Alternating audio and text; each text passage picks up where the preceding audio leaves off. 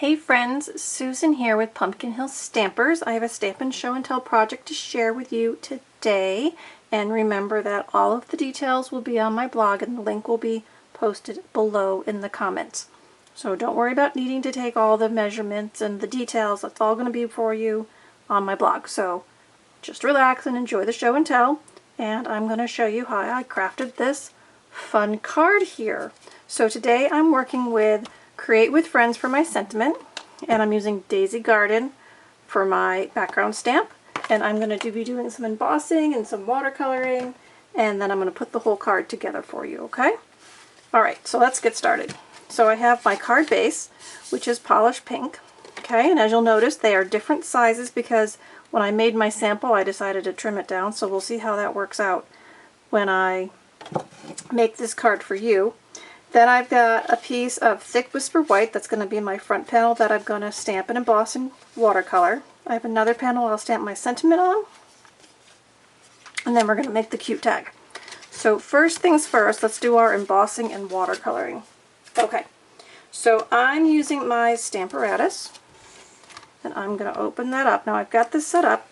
I'm just going to put my cardstock here and hold that down with my magnet. Make sure that's going to work. It's going to be just fine, I think. Scooch that over a little bit. Alright, so now I'm going to ink this up with my Versamark. Remember, Versamark is our clear ink, and we use it for embossing. When you want to use non-colored ink, you can use our colored ink and then do it with clear emboss, and then the color will come through. But today I'm going to emboss with the Versamark, and I'm going to powder it with white and then heat emboss it. So when I'm done heat embossing, it's going to be white on white. So I'm just going to flip that over, press it down, and give it a couple extra little nudges because this is a big background stamp that I'm using. I want to make sure I get pressure on all of it, and my Stamparatus allows me to do that because it's not going to let the stamp rock. So it's a nice tool to have when working with larger stamps, or if you're somebody who has a hard time getting enough ink on your cardstock the first time. It's a nice tool to let you ink it up and stamp it again. Okay, so now I'm going to put this in my tray. Now this tray has long been retired, but I have them and I'm very happy to have them. But whatever tray you use, or even if you just do it on your paper and then funnel your excess back into your cup, that's fine, but I'm just going to dust that, kind of shake it around, let it fall across my image that I've got stamped in Versamark. Give it a little tap, let the excess fall off. I'm just going to give that a little check. Okay, so that looks pretty good. Sometimes people tell me you have to flick it to get that little extra off, but whatever you do for you, as long as you're happy with the result, is fine. Alright, so I'm going to heat emboss this. This gets a little loud. You can turn me on to mute for a second, or you can just watch. It's kind of hard to see the white change, but it's still kind of neat.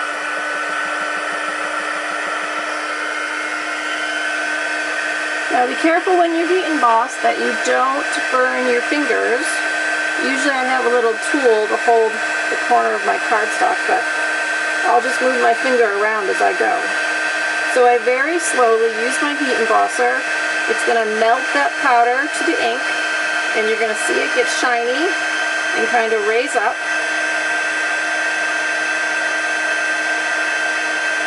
And you just have to work slowly across the whole panel until you get the finished image. So we're about halfway there.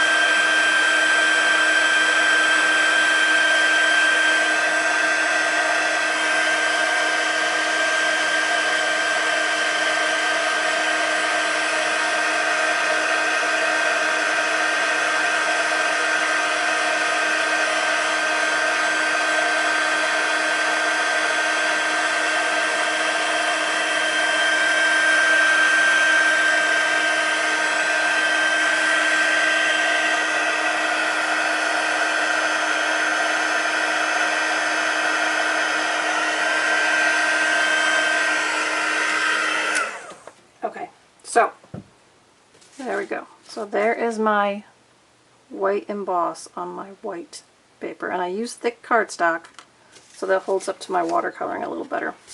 Okay, so now I'm going to bring in polished pink. This is a new in color, and I just wanted to do pink daisies, so that's why I picked polished pink, but you could do any color, right? Right now we've just got white on white, so whatever color daisy you want to make yours, you go right ahead. And then I just coordinated my cardstock color with my daisy color. So I don't want my pen super wet, so I'm just kind of drying it off. Okay, so a lot of times I watercolor upside down. Sometimes I find it's easier, but maybe that's just me. So you saw I just dropped a little bit of the re-inker into the back of my stamp pad. And I've picked up my ink, and now I'm just going to come in and lightly paint over the embossed image. Now if you're patient and work diligently and pay attention, you can paint just inside the lines of the daisy. However, often with watercoloring, it's not going to stay where you want it all the time. So you have to be able to live with coloring outside the lines. Sometimes that alone is too much for folks who craft, and watercoloring is just not for them. That's okay. You could color these with other implements. You could use our blend markers. The blends will color the white emboss we just did though. You could use our watercolor pencils and a blender pen. You could use a blender pen and ink for the refill if you wanted a lot of control. And you could use just our Stampin' Up markers. So you have lots of options to use for coloring your daisies. So as you can see, I'm just adding the pink to my daisies. So now I'm not one of those who minds coloring outside the lines. So I'm going to just kind of give it a blush, kind of like a wash over the daisy, and that it just kind of fill up the paper a little bit. I still want a lot of white space in my background, but you can see that's just adding ink to the flowers, right?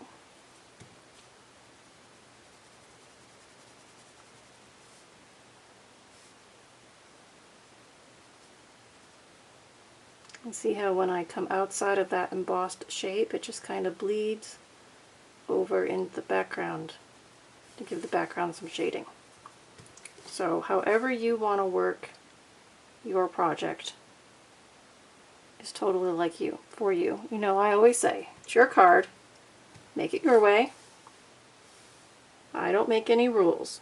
I just want you to enjoy your time making cards. That's what's most important. Okay, so I could keep going. I would do the whole thing. Right now, though, I'm going to switch over and do some green. So once I'd done all the pink, I would come back and do the green. Now the green I'm going to do in the leaf and the stems.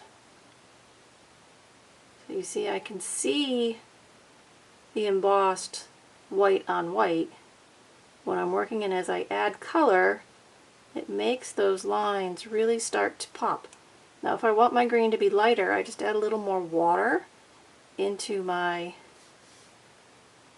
back of my stamp pad where I've got the ink that I'm picking up, and it's just going to fade out the color for me little by little. And see, I can come right back in here and touch up the flower with the two colors, right? The base of the flower. You can come right along the stem, and almost by taking some of the color outside of the line, you're really making the image pop, which is kind of cool. So if you wanted to, you could watercolor wash the entire image so that the flowers all popped and had that really strong outline going for them. So you see how I'm doing this? I'm sure you all can get the idea that I just went through and did the whole image slowly, patiently. After it dries, you can always go back and add a little more color if you want a little more pigment on any particular part of the image. Okay? So that just gives you an idea how I go through and kind of paint my picture. Right? This is kind of a fun way to paint a picture.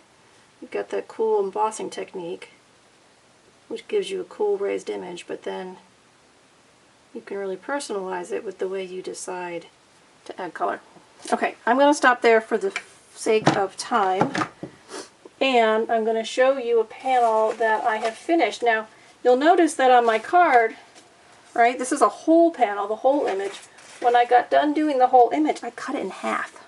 Okay, so I started with a 4-inch panel, and then I cut it down to a 2-inch panel.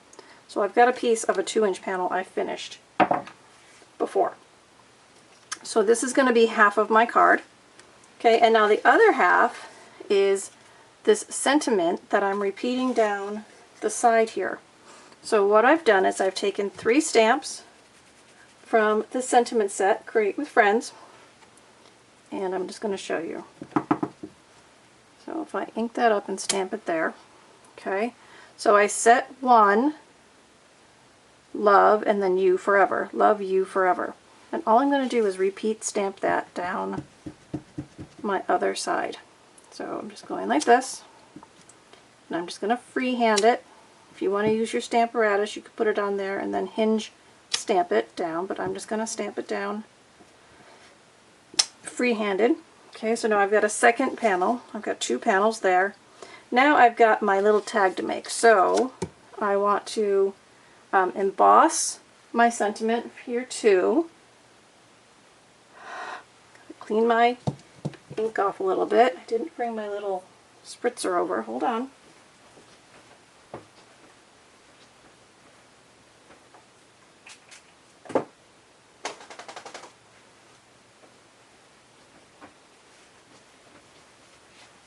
Good thing my stamp room's not too big. Okay, cleaned off my stamp, I think. Find out in a second, won't I? Okay, so I'm going to put it back on my Versamark. I'm going to stamp and stamp it on my tag that I've got pre-cut. Lift that off. Now you could do color on color, but I'm going to go ahead and do the heat embossing here too.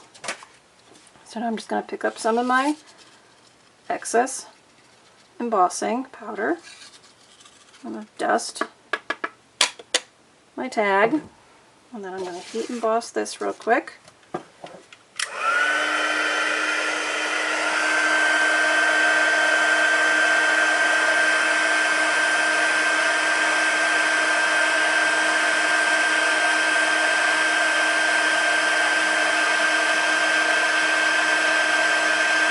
See how it changes? Isn't that cool?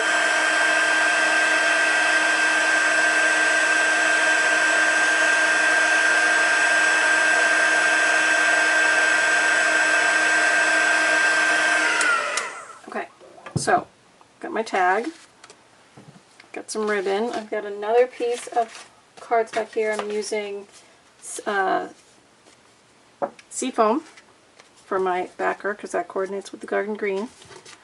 Dust off my area here. I've got powder. Okay, so I've got my different elements for my tag. Okay, so I've got about 8 inches of the polished pink ribbon, and I'm just going to make that into a little loop, and I'm going to use some glue dots. Here we go. So I'm going to put one glue dot down there, another one down too, kind of right in the middle. I just want a little anchor point for my ribbon down. So one side of my ribbon has a loop and one side of my ribbon has little tails. If you like tails on both ends, then cut it in half. Make 2 sets of tails. By all means, it's your card. Make it your way. Okay, now I'm bringing in my liquid adhesive, and I'm just going to add liquid adhesive to the back of my sentiment tag. I'm going to press that right down over my ribbon, right in the middle. So nice layered tag, and I did emboss with my embossing folder, my die cutting machine with the hammered metal folder to give that seafoam green some texture. Why not, right? A little texture, a little embossing, a little ribbon. Dress it right up. So I'm just pressing that down so that adhesive sticks. Now this one is going to get some dimensionals, and that'll be ready for us to add to our card in a moment. Okay, so now we've got to do our paper piecing on our card back. So like I said, when I made this one, I ended up trimming down my panel here because I didn't want all the white up there. This time I think I'll leave it full size. So again, I'm going to bring in my liquid adhesive. So what the idea is that you're going to take these two side-by-side panels and just adhere them just like that. Okay, 1, 2, 3. And I think I'm going to do it with the reverse of that one, just for fun. The fact that you can make cards with the same elements, but you can change them, right? They can be different sizes, they can have different layouts, but they can be all the same elements. So I'm going to put this one here, just press that down for a moment.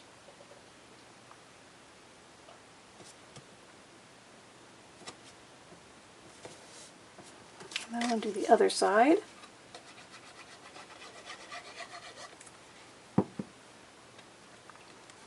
Just position this one right next to it.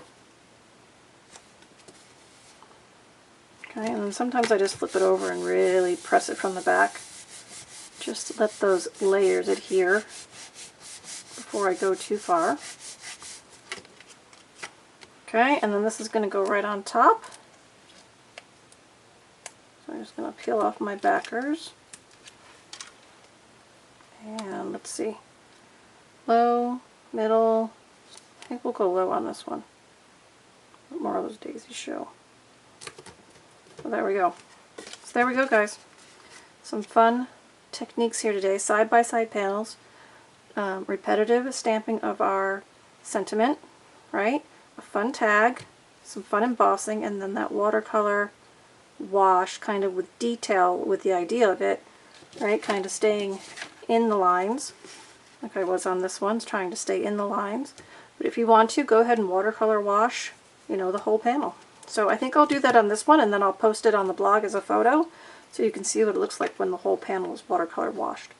So thank you for joining me today. Remember, if you guys need to place an order, my shopping link is down below as well, and I greatly appreciate your orders. If you don't shop anonymously, I will even send you a card kit for your own crafting pleasure as a thank you, along with my thank you card. So that's it, guys. Stay tuned. I've got lots of videos coming out pretty quickly, and I hope you enjoy them all. Remember, leave me comments and thumbs ups. That always helps me here on social media all over the place, and that's greatly appreciated too. Okay, everybody, have a great day and do some fun stamping. Bye-bye.